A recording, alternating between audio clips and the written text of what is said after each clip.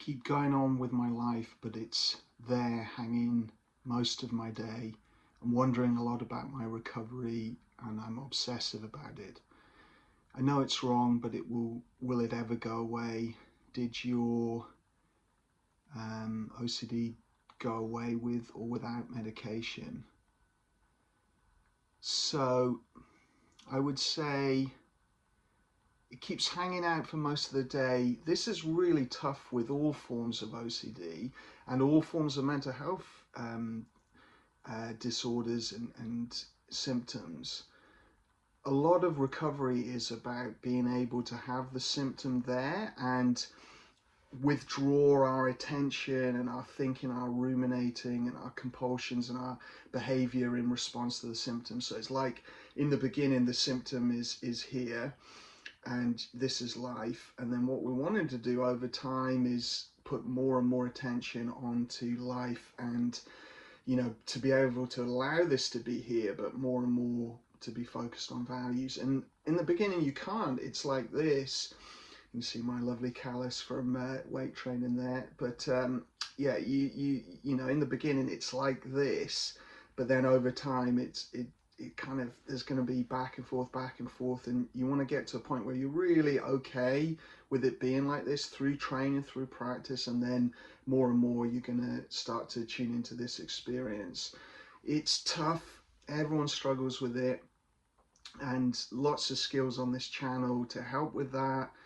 The OCD skills playlist, anxiety playlist, depression playlist. There's lots of tools from ACT we can use to help when a symptom is staying around. And I had lots of symptoms from OCD and anxiety that would be there all day, whether it was hyperawareness of anxiety symptoms like breath hunger and dizziness and heart rate, or it was other sensory motor stuff, blinking, swallowing.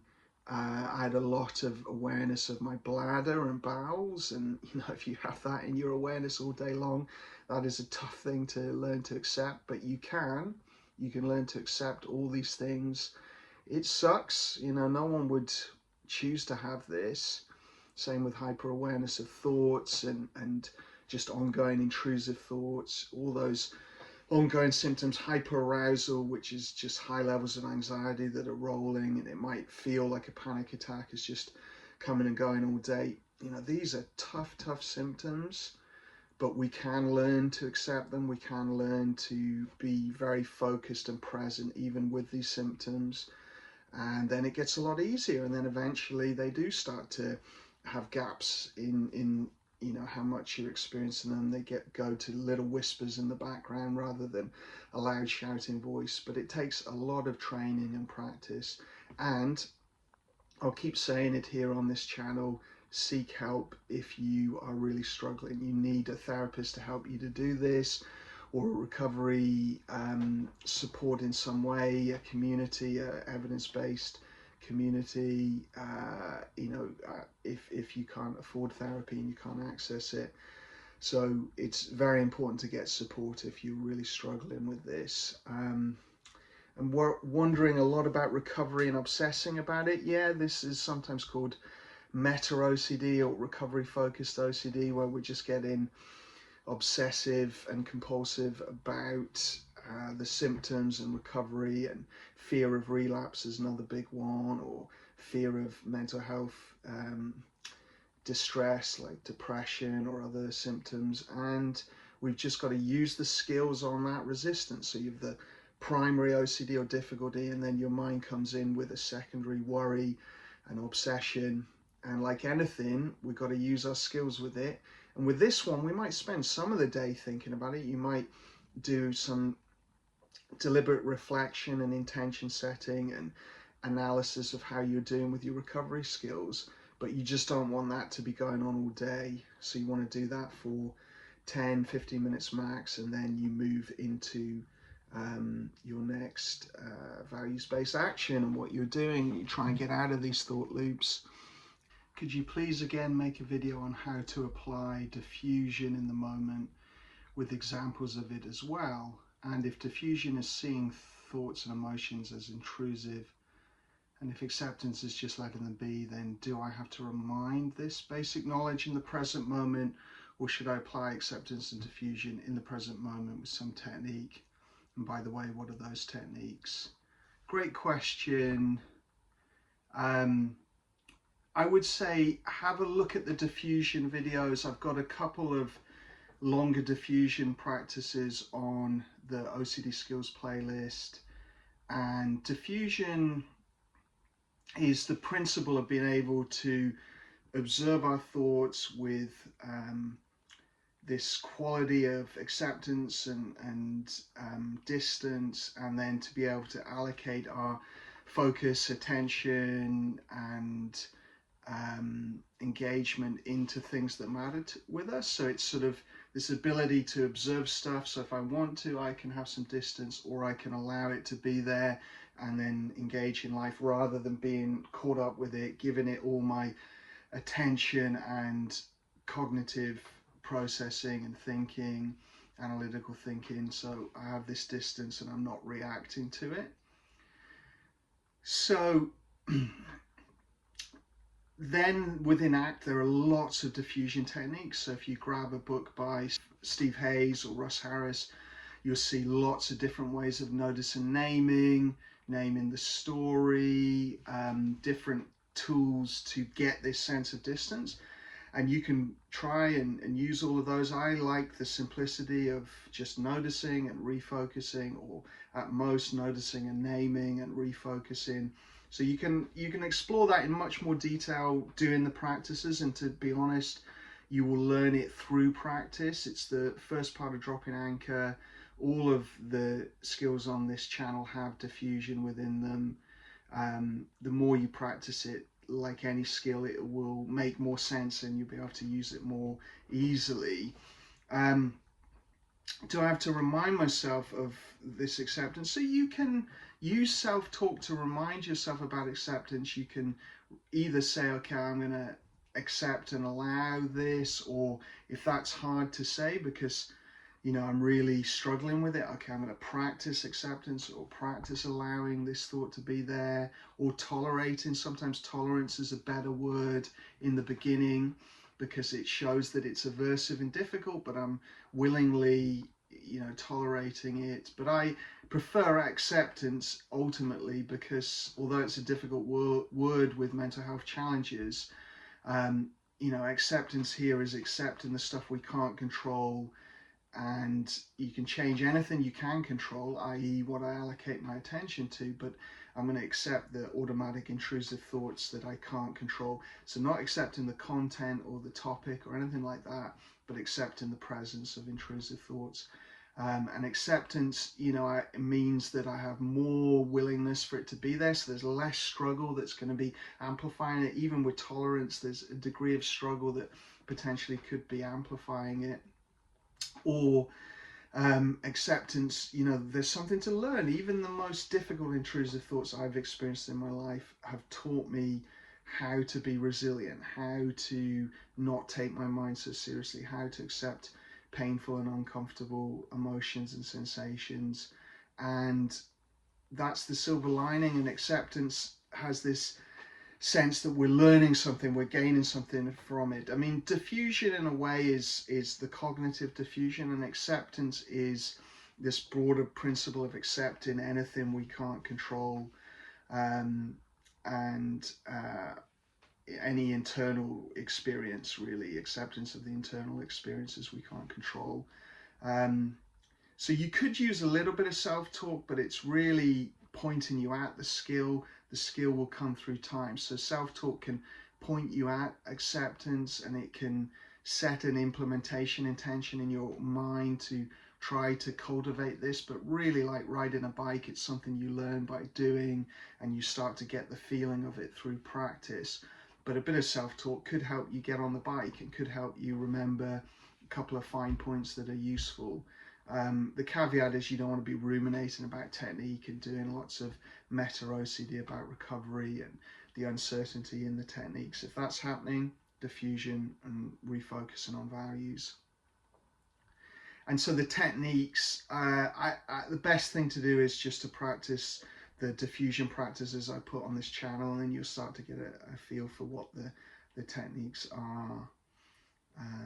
I see some further discussion on the philosophical side to existentialism, and using those philosophical takes, but it seems that this person who is engaging in these questions, which I really appreciate, is sort of saying that really they feel that there's truth in the philosophical ideas, but they're not providing any solace. So it's like I can, well, maybe I'll read the question. So your suggestion is to step back from philosophizing, choosing some values to engage in meaningful life pursuits. These are fair suggestions. In my framework, however, there's no reference point for values. Well, I would argue with that. I think every choice you can find values in anything. I mean, if I sit still and do nothing, what am I thinking about? That will point at values. Actually, what am I sitting to avoid? Well, there's a values choice in that. Everything has values within it. If you take values to be chosen qualities of action, the ACT definition of values. So values are everywhere, and we can't not choose them. But again, probably we don't want to debate that. I don't think debating that's going to help you at all. So if you think otherwise, again, you're entitled to your beliefs, and I wouldn't want to convince you against them, except that you are saying that they're not helping you so much. So there's no reference point for values, i.e. there's no value I want to choose because they are all arbitrary. And I know this. Well, all this intellectual discussion and thinking is a values choice. So there's a value of honesty and a value of truth, or something like that in, and you could find any words you want for it, but something around, this person's trying to find the truth of reality. So that is a values choice even there. No pursuit in life is meaningful because they all are subjective. Again, this is, to me, from an existential OCD point of view, this is all rumination and your brain trying to get certainty, and instead you can choose meaning.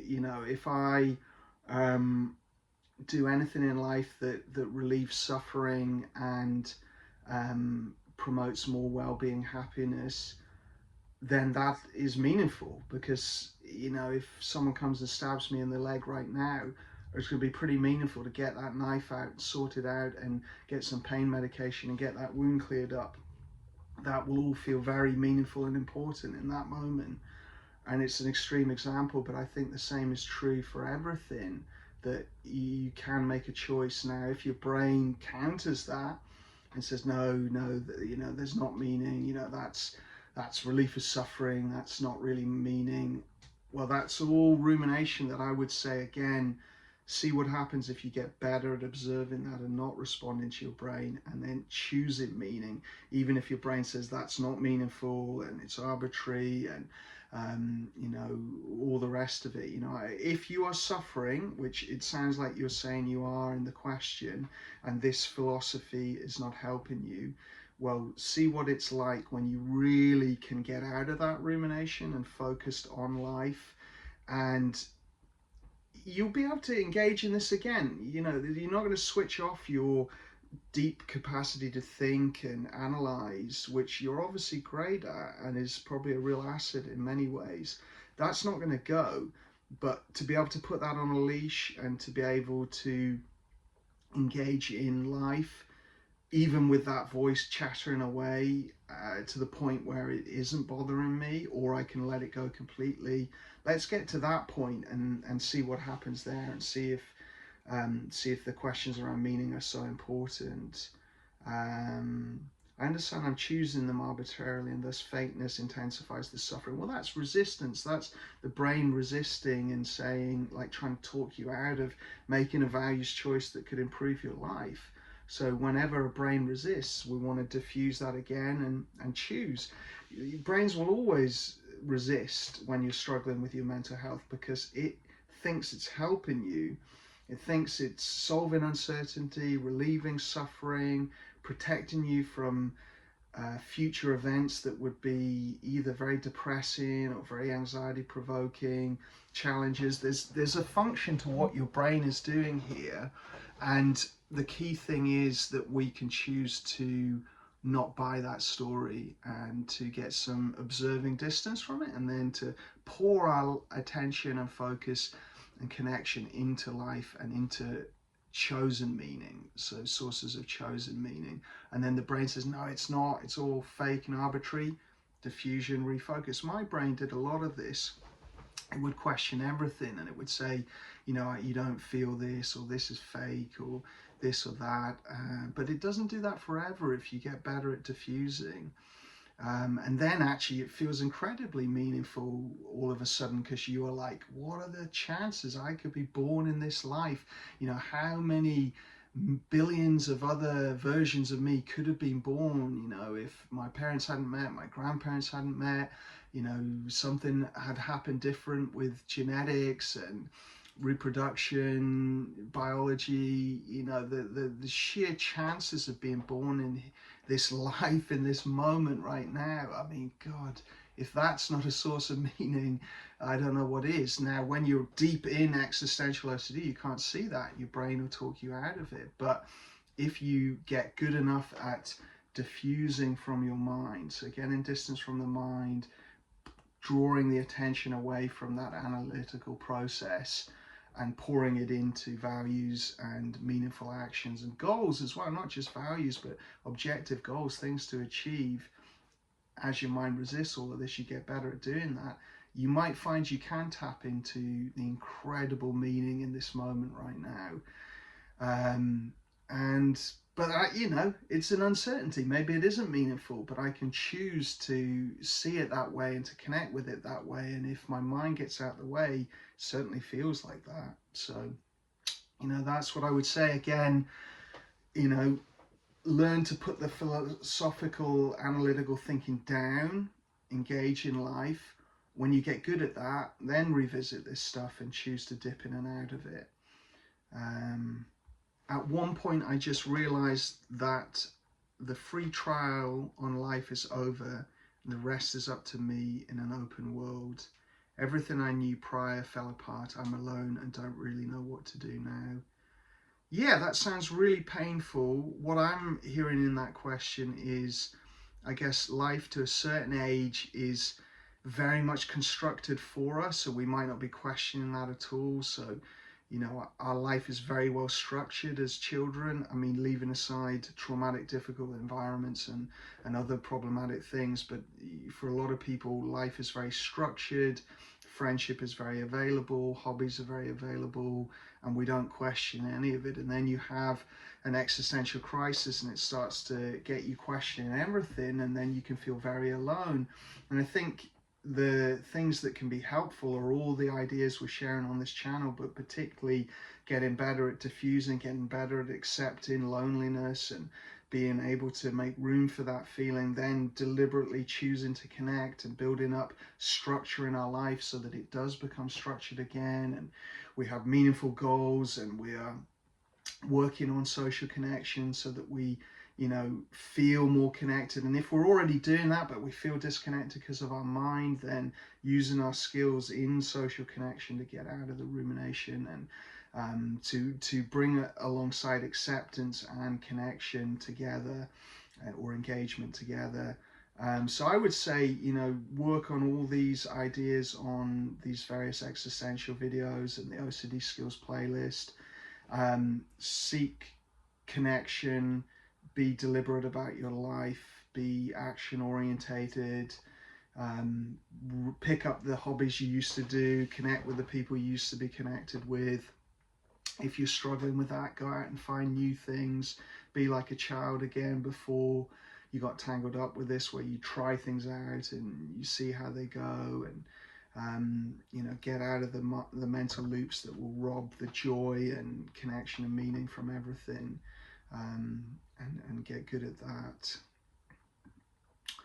How to take mental rest when you feel so mentally tired and a sense of sensory overload by trying to practice mindfulness or following ACE sequence, so drop in anchor sequence, or working towards values or compassionate self-talk or imagery, or even deep breathing. Sometimes it's too tiring. Any solutions with examples on when to do what? Yeah, I would say there's two answers to this question. It's a great question. One answer would be it is totally a good idea to pace ourselves.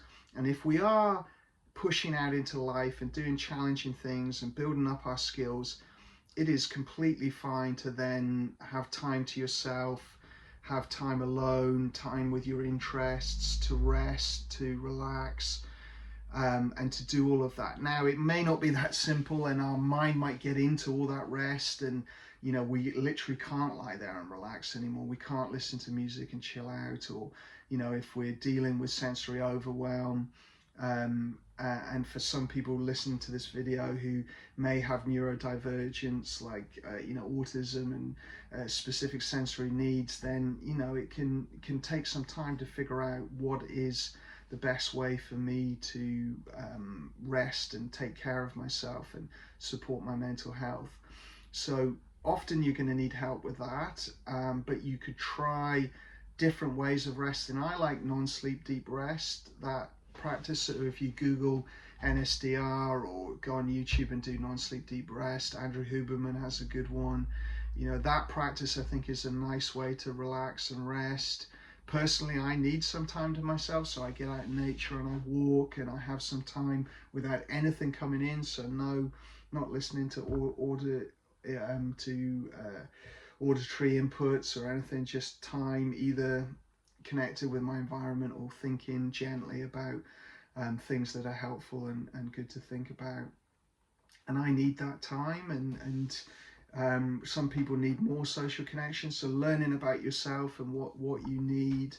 But I would say the other side of the question is, like, if this stuff is feeling tiring, sometimes that's a way our mind resists. So it could be a mood, a kind of shut down, as I'm starting to challenge the anxiety, it's like low mood and tiredness come in as something to resist. And so that kind of tiredness that promotes avoidance, but when you start to avoid, you won't feel so tired anymore. Whereas genuine tiredness, you just feel tired, whether you're going out or you're on your own. But even that, I hesitate to say that because there can be grey area and it can be hard to distinguish those two.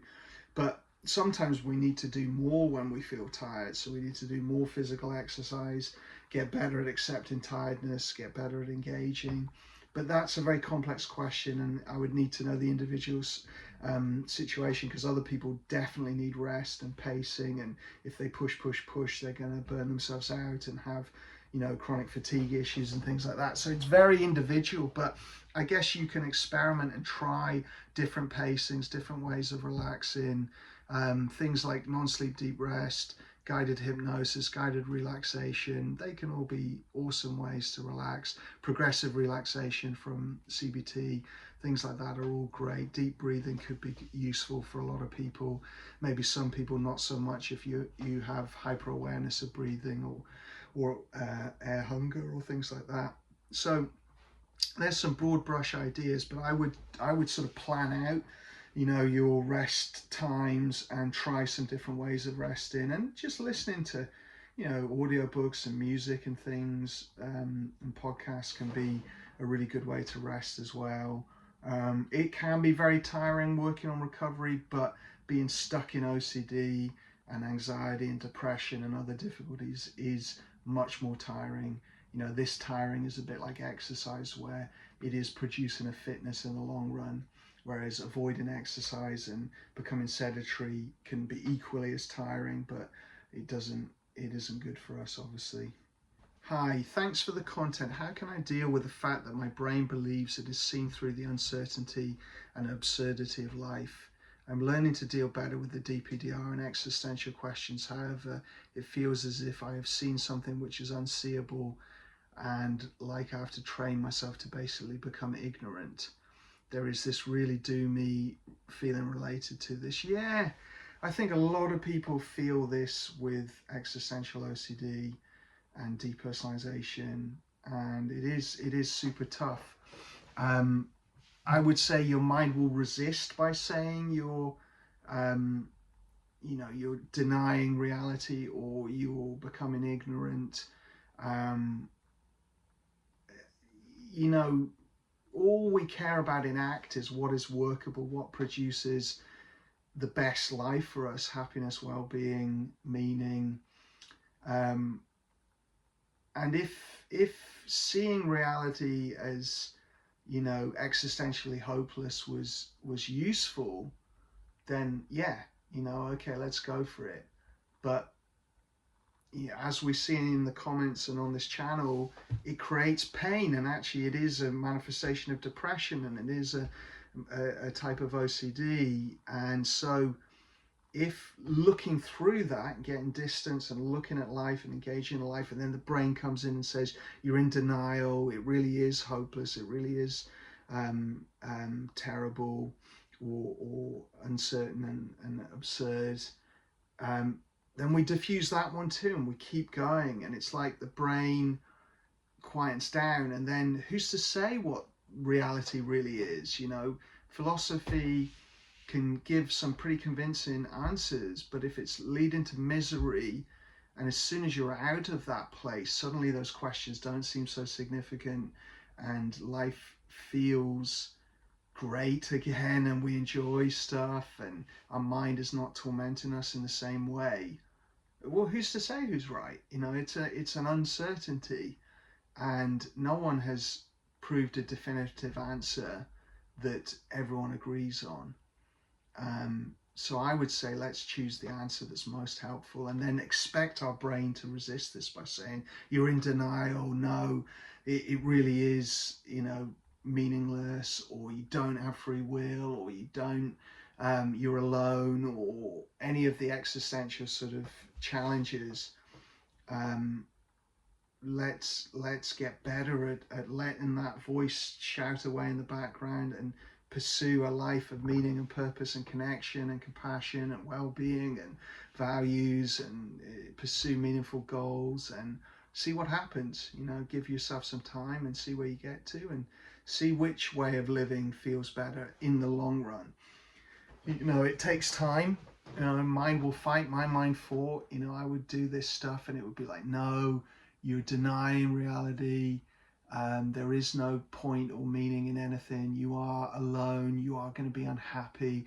There is more suffering than there is goodness in life. And so on and so forth. So many of those different existential resistances. But what that part of my brain didn't account for is I am much more resilient and stronger than that part of my brain has given me credit for. My ability to bear suffering is much stronger than that part of my mind is accounting for. And as I get better at looking through those thoughts and not giving them all my attention and energy, they dwindle away. They start to get quieter and reduce. And yeah, they might come back at times. OCD is never gone completely, but they get quieter and less important. And then other worries in life come back forward as more important, worries about people we care about and life choices and things that are more rooted in the world come forward. And am I in denial? I don't care really. I just want to live a happy and meaningful life and cope with suffering as well as I can, and keep building on that and strengthening that. And if that's denial, great, bring it on. I'll live in denial. So yeah, your mind will fight, your mind will resist, and all we can do is use our skills on that, not underestimate our ability to bear the existential pain. When you're first experiencing terror, depersonalization, anxiety, depression, constant intrusive thoughts, hyperarousal, all these difficult states, your brain will think you can't cope with it, but I can tell you, you can. You certainly can cope with it. It's just we need to do the things that help support us coping with it. So yeah, work hard, practice hard, commit to your skills, seek therapy, seek support if you're struggling on your own, and you can do it. And you don't need to argue with that that existentially hopeless, nihilistic part of your brain that has a sandwich board on its front saying end of the world, end of the world, there's no hope, there's no hope, walking down the high street. You can let that part of your brain walk on by, and you can focus on the things that matter to you, and try it out for a decent amount of time. If you know, 3 months, 6 months, a year, try cultivating this and see where you get to. You can always switch back on the philosophical, existential part of your brain if it doesn't help you.